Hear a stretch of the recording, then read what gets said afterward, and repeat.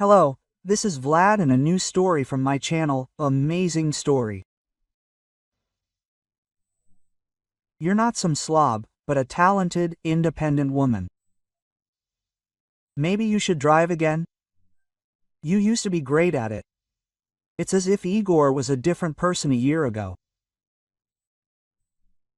He used to be so upset that Vera would have too many kids and stay home, and he was jealous of literally every lamppost, but now he's decided to turn his wife into a businesswoman. I'm afraid to drive. My mother died in a car accident, and my little sister is still alive. Or have you forgotten? She was forced to repeat the obvious once again. Everything was going great for Mom. She finally managed to escape poverty and build a chain of stores. She had a child with the man she loved.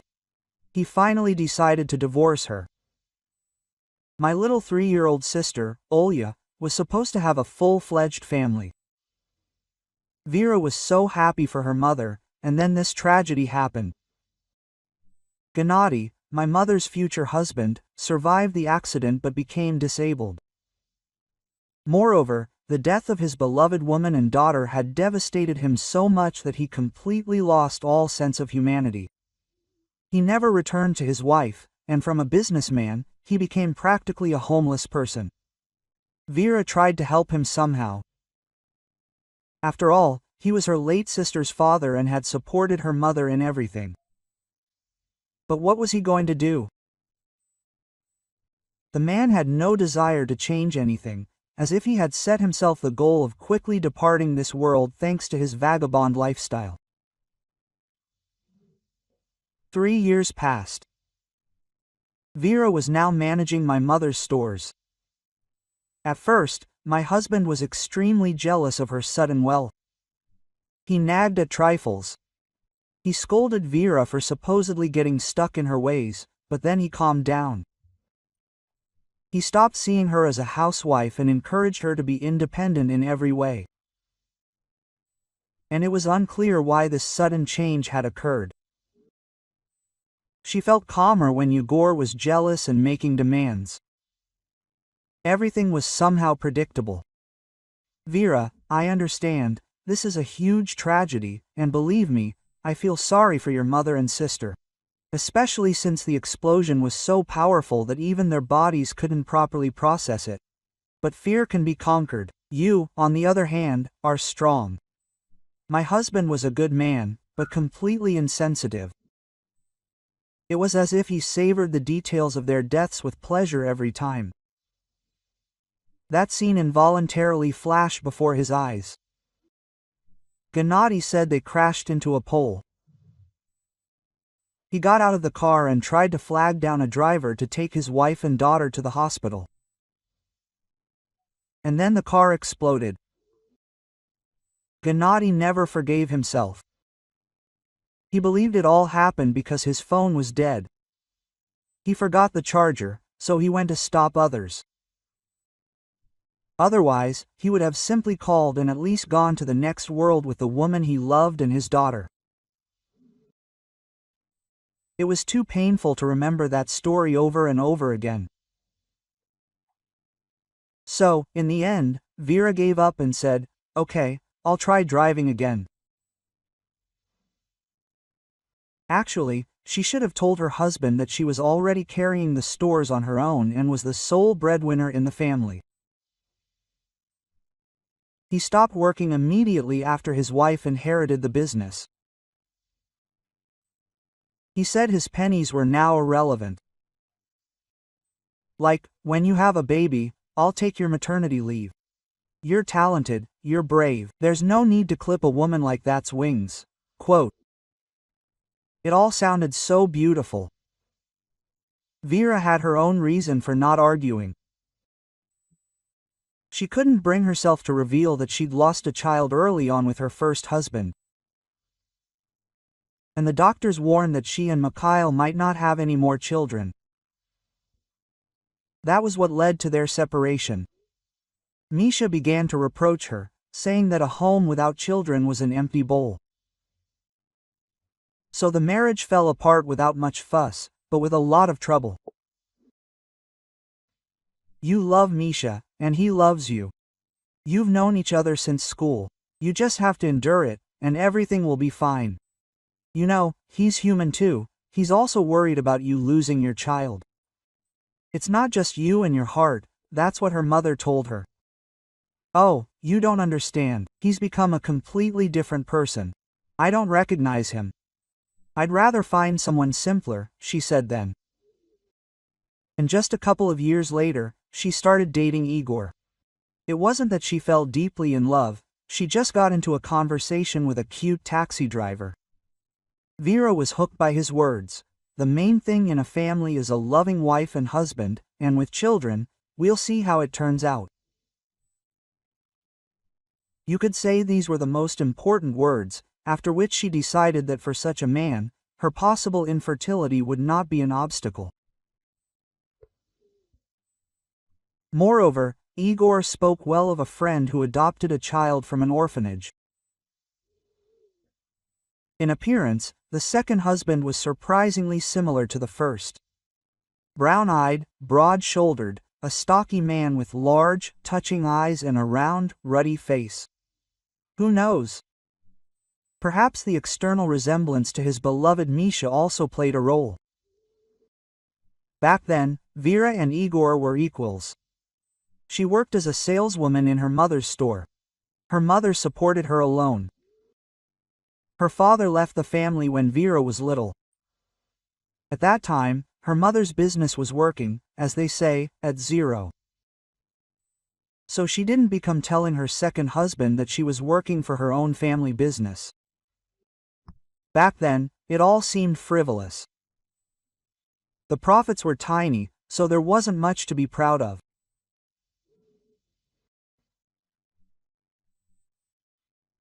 The fragile, tall blonde with long hair and misty, gray, languid eyes had a wide range of suitors to choose from, but Igor seemed the most reliable to her.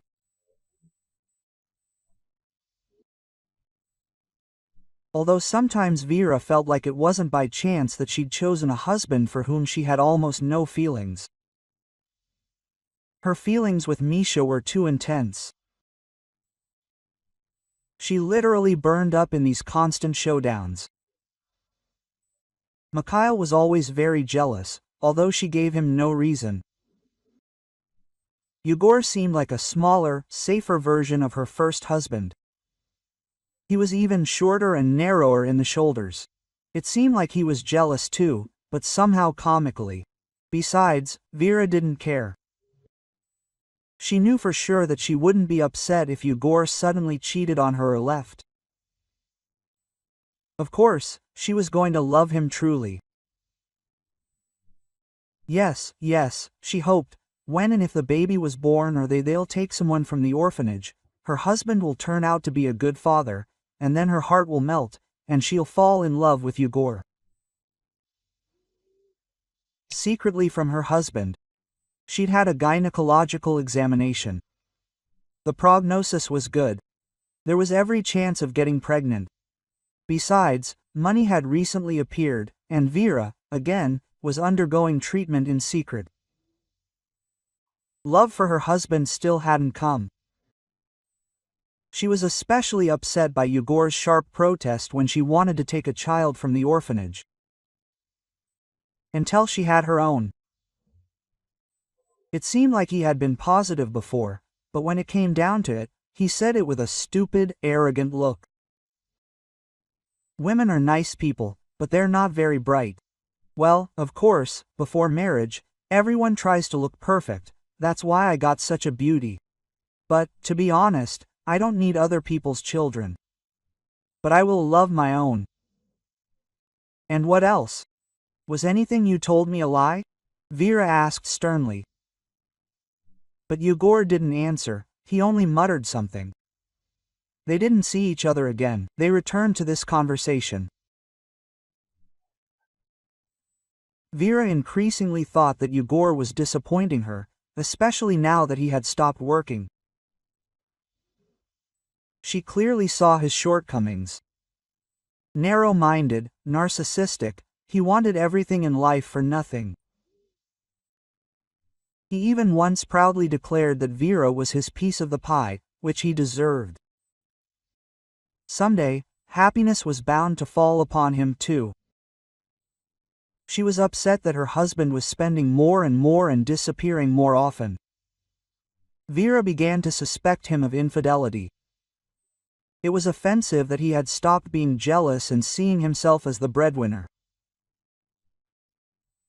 After all, she had once considered him kind and reliable, but now she saw a real person in front of her and was disappointed. Yegor clearly cared only about the fulfillment of his own desires and a pleasant, easy life. He was going to put everything on faith so that he would have even more free time, and he even stopped hiding it. Vera began to think that if the long-awaited baby was born, she would also bear this burden. She would have to shoulder the burden. But still, the fate of a single mother didn't frighten her so much, especially since she was now financially secure. Besides, Vera blamed herself for not loving Yegor. She thought that if she had feelings for him, it would make him more compassionate and responsive.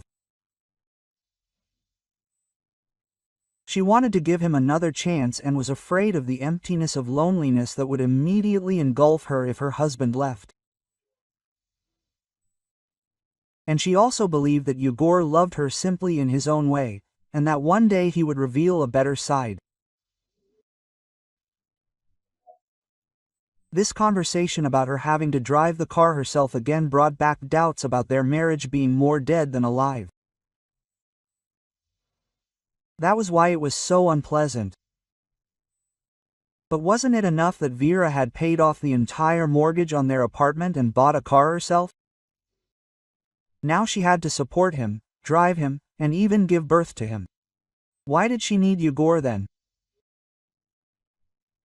That's the question she asked herself, and more often she thought that her mother was right. She shouldn't have gone so fast, divorce Misha. Well, if it had already happened, there was no point in rushing into a new relationship. After all, she was only 31 years old. Not that old by today's standards. Vera's mother had given birth after 40. The next day, she and Yegor were supposed to have lunch together and, for once, look each other in the eye and talk about the future. This was another reason Vera decided not to argue. She wanted to believe that everything would work out one way or another. At the same time, the little girl was also preparing for an important test, her first begging experience in a decent restaurant, and she was seriously preparing for this event, which was supposed to change her life for the better. Life on the street was not fun. Even a small child can't easily beg money from passers-by. The main danger was that they could file a complaint with the police and simply take her to an orphanage. This was what Olya feared most of all. She really didn't want to part with Jenna. She had gotten used to calling the dad. The man didn't offend her and even called her daughter when he was sober. Gennady also had a room in a communal apartment, so they slept in the warmth. The neighbors also fed Olya, although they sighed and nodded their heads. One of the grandmothers who lived in the dorm was a gypsy, and she taught her to pretend to be a fortune teller. It's not difficult at all.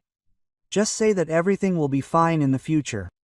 Unprecedented happiness will fall upon you, money, depending on the circumstances. Say anything. Notice how the person reacts and continue in this vein.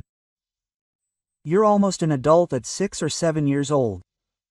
For some reason, Baba Fima became attached to the little girl, often fussed over her, and, among other things, taught her to beg outside restaurants, but not in the evening, when they could throw her out, but in the morning or during the day.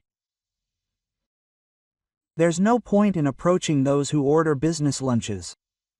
Watch who chooses from the menu. These are the ones with the most promising money," explained Baba Fima. So, the little girl in shabby clothes and the poorly dressed elderly woman began to look through the glass for a suitable person. Men and women caught their eye. A beautiful blonde with porcelain skin held the menu in her hands for a short time, instantly making her choice. But her companion spent a long time scolding the waiter and asking for clarification. His face was irritated and dissatisfied. The waiter even blushed. Apparently, he had to listen to something unpleasant. The blonde, however, was clearly trying to smooth things over. She took the menu from her companion and ordered herself. He said something unpleasant to her too, but the woman didn't bat an eye. "Look, these will do. We need to go to that lady. She's clearly flushed. And that guy depends on her. He's fed up with it. It all stems from envy, he's being mean," Baba Fima explained consciously. "And you, what, you really guess thoughts? We can't hear anything from the street," the girl was surprised. "What guess? I've just lived for many years." You can't help but start to understand people, especially when you're starving. By the way, you could go into a restaurant and say you're waiting for your aunt. If you're lucky and they don't kick you out, you might overhear something, advised Olya, an elderly woman. The little girl boldly walked into the restaurant and checked her coat into the cloakroom. Vera, who had come out at that moment to powder her nose, practically ran into the girl, apologized, and said she'd make up for the wine. That's why the waiter didn't kick out the poorly dressed little girl. He decided she was someone Vera knew. He sat the child in the far corner and even brought tea and some bread. Olya held herself with great dignity, not showing that she was hungry, although she had eaten almost nothing since morning. Grandma Fima was watching her from the street and even waved discreetly. "Yegor, look at that little girl, so skinny and pale. I heard she was waiting for someone. I should tell her something." Vera herself couldn't understand why all her attention was focused on the little blonde girl. "Vera, are we philanthropists? Every child has someone responsible for them. We can call the police if no one comes for her. That's all. What if she's a beggar and this is how she swindles money for her drunken parents?" Yegor didn't like his wife's idea. Vera looked at him disapprovingly, but said nothing more. Instead, Kolya came up to her and asked if she wanted something to eat while she waited for her aunt. "Well, I wouldn't refuse." The little girl blushed and remembered not to be intrusive. "But that's if it's not too much trouble." Baba Fima had taught her this turn of phrase, and she was proud of her ability to answer politely. Adults said that all poor people should be modest and well-mannered. It makes life easier. Quote, "What would you like?" Vera asked and smiled. She thought that she could have had a daughter of that age by now if they hadn't lost their baby then. And that made her feel somehow sad. Quote, "Maybe potatoes or sausage?" the little girl asked doubtfully. She had no idea what she could ask a stranger for. Quote, "Do you like chicken?" Vera asked. "Yes, I ate chicken soup once. It's so delicious," the little girl admitted honestly. Vera's eyes filled with tears. She wanted to ask her about her life, but decided to do it later, after the child had eaten. She ordered her a salad, soup, hot dishes, and, of course, dessert, and asked the waiter to give her another portion to go, and paid for everything right away. No longer able to hold back the tears that came at the sight of the happy, pale face, the woman went to tidy herself up. At that moment, her husband's phone rang. He went outside and talked about something. The little girl quietly crept after him and listened with excitement. And the conversation made her scared. Yes, everything is according to plan. My fool will get behind the wheel. I talked her into it yesterday. Well, then I'll call myself, refer to urgent matters, and that's it, and then I'll become a rich widower. The man laughed unpleasantly. Then he noticed that his wife had returned to the table and he ran off in a hurry. What are you doing without a coat? You'll freeze? Quote, Baba Fima threw her little coat over Olya's shoulders. What should I tell that aunt? It seems like Uncle has thought up something bad, Olya asked. The aunt seemed kind to her. Not just kind, but close and dear. The girl was worried about her, although she knew nothing about her. Yes, you're right. Uncle wishes her ill. You know what? Tell her never to get in the car first, especially behind the wheel, said Baba Fima. And this will save her. Olya was scared. The elderly woman just shrugged. She hoped that this would be the case. And excuse me, did you feed me? Thank you. And in return, I want to tell your fortune. The girl timidly approached Vera. Wow, well, go ahead. The woman smiled. Olga looked at her companion with fear and said, but only you must hear the prediction, otherwise nothing will happen. Okay. Vera did not let the angry Yegor say a word and sat down next to the girl at the table.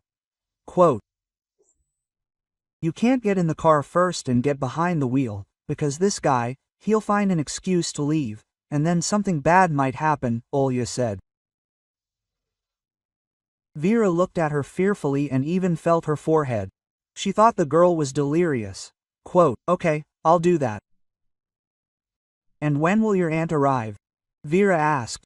She's already waiting outside. Do you promise to listen to me? The little girl asked. Of course. Vera answered this with an uncertain tone. The girl, frightened, added, I'll make sure you do everything right, otherwise I'm not calm. May I? Well, Vera thought that it would be a bit difficult to explain to her already dissatisfied husband that she would not get in the car first and would not sit behind the wheel. But she had to nod so that the little girl would not be upset. Yegor did not just get angry when she asked him to take her, he flew into a rage, turned red with anger and started yelling. Quote, I don't understand, it's just a small request. Vera was surprised. You'll die someday, huh? Yegor was so ready to become a drunk that he lost his caution. What did you say? At that moment, her husband's phone rang. Vera grabbed the receiver and heard, what happened? Why did you call off the explosion? Quote, have you decided to stay with your wife and leave me? What about our love? Stop the car. Vera didn't answer the stranger. She suddenly realized the little fortune teller had saved her life. Quote, Vera, I'm sorry, but your Yegor is in deep trouble and will go to jail for a long time. Misha still worked in the police and knew his business well. He was happy to help his ex-wife. He had never been able to forget her and regretted their separation every day. You know, I can't understand how that girl knew, Vera said, throwing up her hands. Oh, that's a whole story. And you know, you should probably take a sedative before you listen to her, Mikhail said.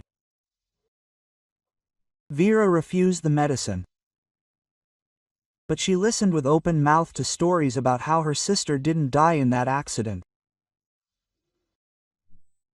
Gennady set it all up because he didn't want to leave his wife, but he didn't want to part with his daughter either. In the end, his wife left him, and Jenna couldn't forgive himself for ruining the mother of his child, so he took to drinking, went downhill, but didn't abandon the girl. How is that possible? Didn't he love my mother? Vera asked. He doesn't know himself. Love is a complicated thing. I was just thinking about something. We should adopt Olya. She'll be alone. Even the elderly neighbor died the day before, Mikhail said. Vera was surprised. But you love me. I definitely love you. Maybe we should start all over again, and Olya will be ours. Misha was afraid to ask if his ex loved him. He'd seen something resembling a feeling with the experienced eye of an investigator. So he decided to find out everything right away. He couldn't drag it out, his heart was breaking. You know everything. At these true words, Mikhail exhaled with such relief that she guessed he didn't know anything for sure. He was just playing fortune teller, like her newfound sister. You know, I could have children, she said for some reason. Well, we already have a daughter. We could take another one from the orphanage, if that's not enough. Well, and if you have someone, you can never have too many children. And anyway, I was so stupid with you, talking nonsense. But I need you to make the house a full place. Will you forgive me? Tears welled up in Misha's eyes. Vera, clinging to him, whispered, I've been stupid for a long time, I've forgiven you a long time ago. It seemed to her that they had never really parted in their hearts, that they'd argued in their minds and had sorted everything out long ago. So now all that remained was to live happily ever after. If you like this story, please support me with a thumbs up. It's just one click for you, but it means a lot to me. Thank you.